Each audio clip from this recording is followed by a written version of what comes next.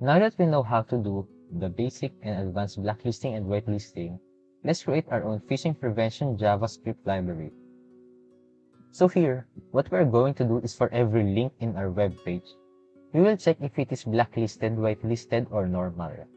And then we will display a danger, warning, or none, depending on the classification of the URL. So here are the steps to make our website secure against phishing attacks.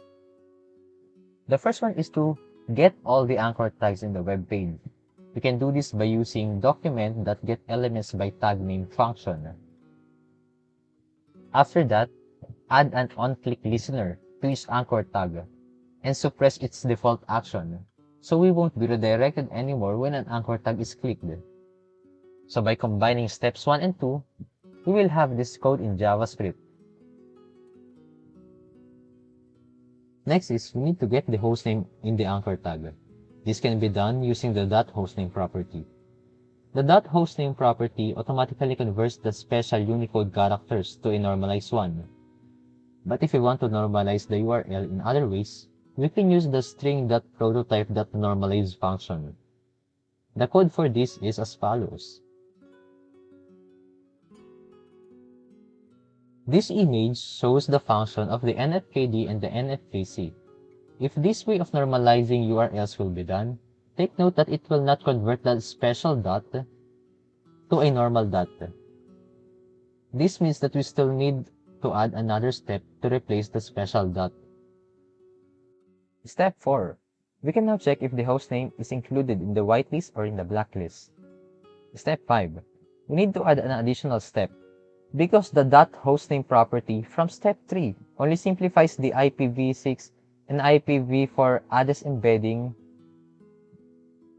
to this, but not to the actual 142.250.199.78.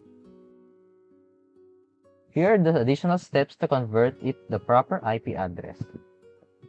The steps that we will be doing are, first, check if the hostname matches this format. This can be done using regex match. Step 2. Convert this part to the integer notation of the IP address. We can do this by using the code below. Step 3. Convert the integer notation to a proper IP address. Let's make the function for this.